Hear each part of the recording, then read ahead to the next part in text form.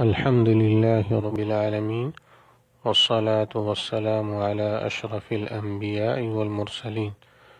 محترم حضرات، لا الہ الا اللہ کا معنی و مفہوم یہ ہے کہ اللہ تعالیٰ کے سوا کوئی بھی شخص یا کوئی بھی چیز الوہیت کا استحقاق نہیں رکھتی ہے۔ حقیقی الہ اور برحق معبود صرف اللہ تعالیٰ ہے، اس کے سوا کوئی برحق معبود نہیں، اور تمام حاجات اور ضروریات صرف اور صرف اللہ عز و جل ہی پوری کرتا ہے۔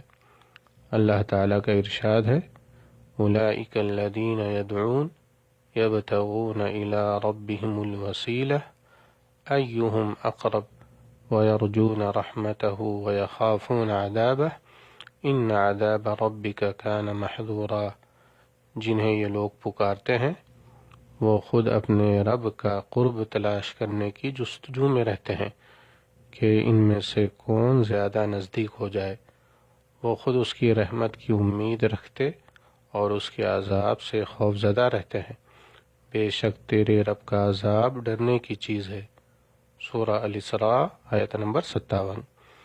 یعنی اللہ کو چھوڑ کر جنہیں پکارا جاتا ہے اور جن کی عبادت کی جاتی ہے، یہ تو خود اعمال صالحہ کے ذریعے سے اللہ تعالیٰ کا قرب تلاش کرتے ہیں، تو یہ عبادت کے مستحق کیسے ہو سکتے ہیں؟ عبادت کا مستحق تو صرف اللہ تعالیٰ ہے۔ اللہ تعالیٰ کا فرمان ہے، وَإِذْ قَالَ إِبْرَاهِيمُ لِأَبِيهِ وَقَوْمِهِ إِنَّنِي بَرَاءٌ مِّمَّا تَعْبُدُونَ إِلَّا الَّذِي فَطَرَنِي فَإِنَّهُ سَيَهْدِينِ۔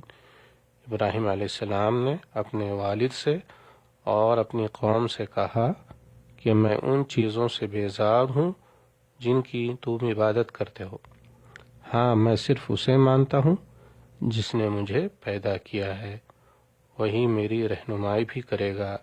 سورہ الزخرف آیت نمبر 26-27۔ دینی بھائیوں، اطاعت عبادت کی ایک قسم ہے۔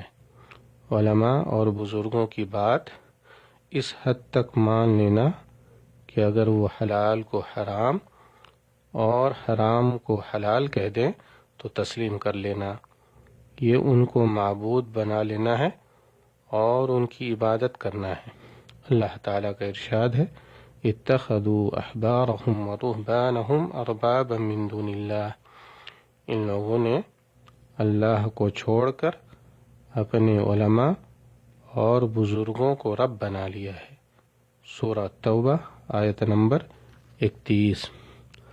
محبت بھی عبادت کی ایک قسم ہے، لہذا جو تعلق اور محبت اللہ تعالیٰ کے ساتھ ہو ویسا مضبوط تعلق اور ویسی شدید محبت کسی دوسرے کے ساتھ قطعا نہ ہو۔